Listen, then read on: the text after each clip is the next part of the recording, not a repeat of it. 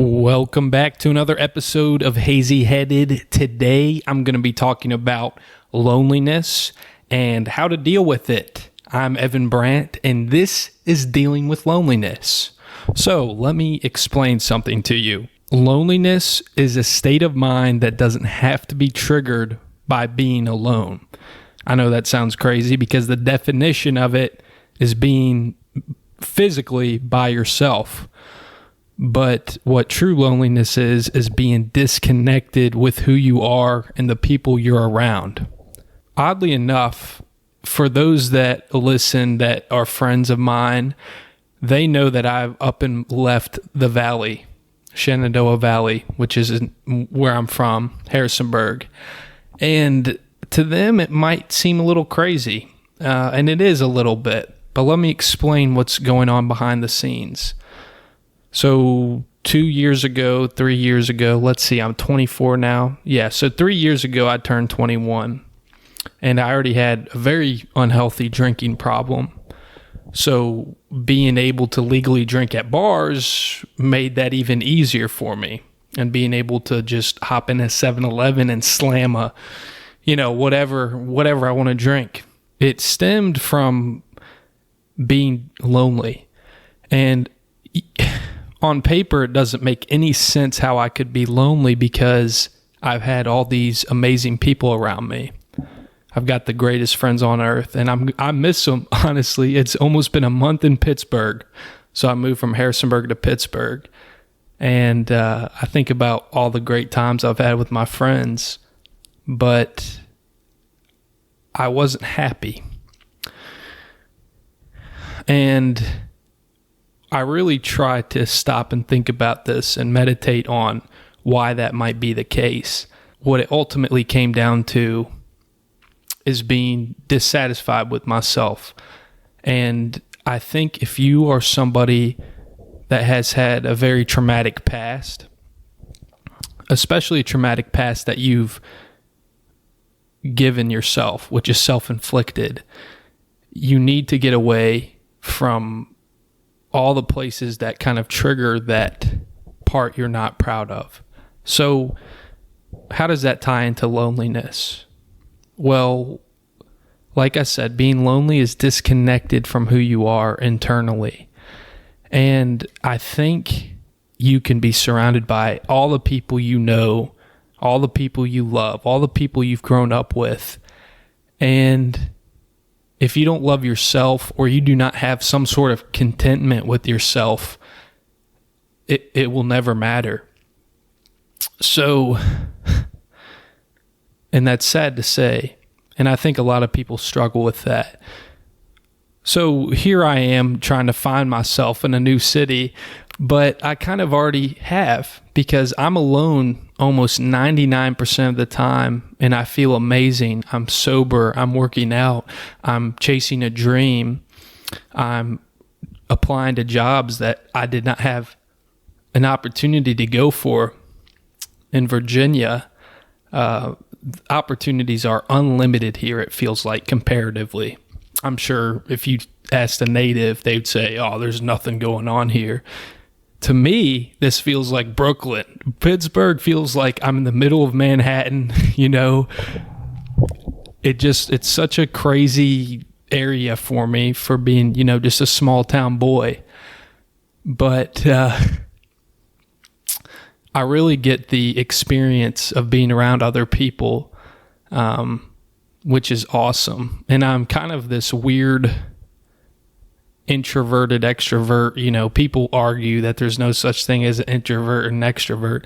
I really like being around people, but I love being alone. I've actually gotten addicted to it. So I'm trying to kind of get myself out of my shell. But yeah, sorry, went on a big old tangent there. Long story short, I'm loving Pittsburgh. I'm ironically loving the loneliness. So that being said, loneliness is never about being physically alone, because now that I'm kind of falling in love with this version of myself that I'm creating and how I'm able to deal with this loneliness, not loneliness, solitude the way I'm able to deal with this solitude, being able to get in a routine and being away from the old version of myself that was causing so much pain. You know, I realized that to become someone that's worth becoming, you really have to go through the trenches. I look back, and after all the hardship, all my problems with addiction, all my problems with bad habits, whatever you want to call it, was sort of a catalyst for who I am now. And if I didn't experience that, I think I'd be in the same set of turmoil I had been in before, you know, just drifting day to day, working my shit job I didn't give a fuck about, being around people that probably didn't serve me well, and I probably didn't serve them well. And that's where loneliness really sets in. Loneliness sets in heavily when you are not in an environment that's not serving you well, and you're not serving your environment well. That could be cultural differences. That could be ideological differences. It could be a whole myriad of factors that can really keep you down. So I think moving away, if you're young, you have no responsibilities, and you can financially do it, obviously, you need to do it, especially if you feel lonely. Because I know that sounds counterintuitive, but the only way to grow from something is facing it. So if you have a fear of being lonely, throw yourself in the loneliest position you can, and then you'll find out that maybe the version of yourself you thought couldn't handle it really could. So, and there's so much growth, you know. Anytime I get upset or I get kind of sad seeing so many people with their friends, because Pittsburgh's a really tight-knit city. I'm kind of like a anomaly in that sense, because there's not many transplants. There's not many people that come here and start over. There are, don't get me wrong, but it's way different. Pittsburgh's got its sports roots. It's got its family roots. It's just very close-knit and bond, kind of like Harrisonburg, except the difference is it's much bigger, you know. And it's just, it's an amazing sensory overload. It's just exactly what I needed in my time of my life, entering my mid-20s. But I think a lot of times we have this idea of what we need, you know. I think it gets kind of implanted in us, whether we like to admit it or not. So, you know, if you're from a small town like I am, you might believe, okay, I need to get married. I need to have children. I need to do X, Y, Z. And it's like a checklist. And I think what's so beautiful about a city, especially living in a city, is that there's so many different types of people. Single people, families. It's just, you know, there's still that back in the valley, but it's just like, it's so different. And I think a culture change is big different. You know, I come from conservative roots. I'm not here to talk about politics. I'll tell you, I'm moderate. You know, I'm not afraid to speak my mind on that. But, you know, it's more liberal here. I'm already challenged ideologically. There's a lot more trans. There's a lot of damn Trump haters, I'll tell you that. But it's good, because when you are in an echo chamber, you're not going to learn or grow from other people. And you're really lacking that expansive kind of thought process. And I'm not going to use the cliche that people in small towns are small-minded, because that's stupid. Small-minded follows the person. But I do think it is a stronger echo chamber in a small town. And, you know, I think it's Jesus Christ or bust, which is nothing wrong with that either. But, you know, I just don't submit to the idea that I'm going to burn in hell for beating my dick, you know, and not repenting. That's just a silly concept to me. And I think it's a bit outdated. But, I really think that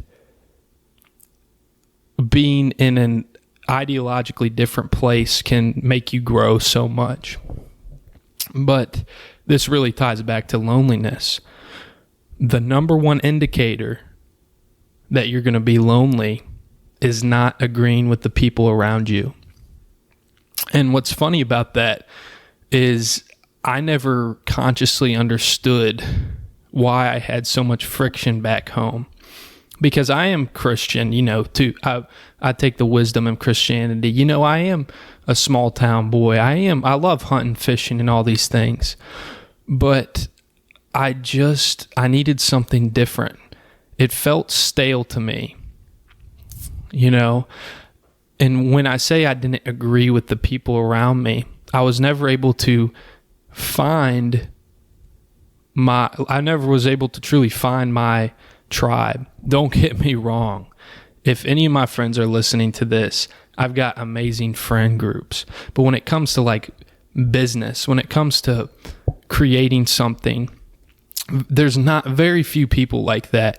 And the one person that's trying to, hold my coattails, trying to get into content and stuff, I'd say that honestly more respectful than I should. There's some really, you try to create something with somebody and then egos fuel and then they're just fucking retarded and you know how it is. But my point is that if you are trying to change things up, don't be afraid to change a lot of things up, and you'll come to find that you're made for it. There's no one's more special than anybody else,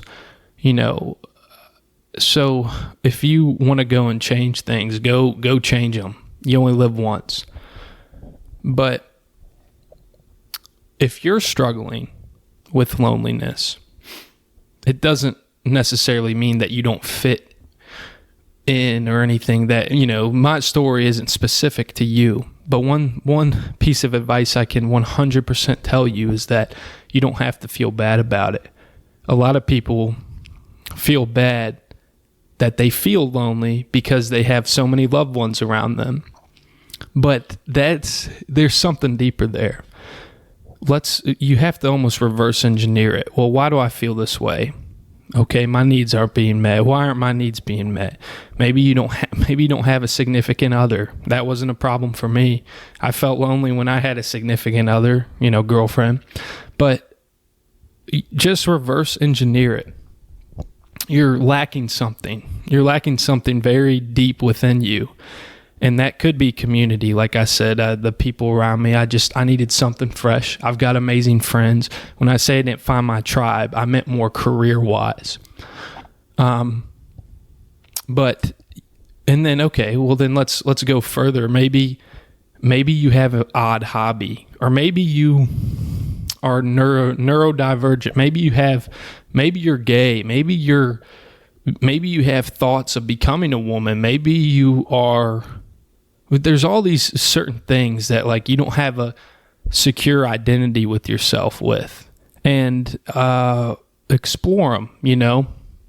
Thank God I was born just a fucking run-of-the-mill straight white boy. That's great, because I don't have all this confusion in the world around me. It's very straightforward. I like fucking pussy. Sorry for the vulgarity. And I like, when I drink, I like smashing beers and running parlays. I'll pop a Zen here and there, maybe even a cigarette. Yeehaw. That's great. So, but there are people that feel lonely because they don't fit that criteria. You could be the only black kid in your neighborhood. Hell, you could be the only white kid in your neighborhood. You can just feel alone for so many different reasons. You could be alone because you're literally physically alone, and maybe you lost your family, maybe you lost your spark. But the point is, I'm not here. I'm telling you my story because of how it relates to me. But anyone listening that feels lonely for the infinite amount of reasons you can feel lonely for, the biggest takeaway I want to tell you is that you're not wrong for that. And I encourage you, my DMs are open. If you have my personal DM, I hope you do. If not, DM Hazy Headed, email me, whatever you want to do. Find a way to contact me, because I don't want you to feel that way. And it's scary to admit, because loneliness can evolve into so many more complex feelings. So please reach out to me.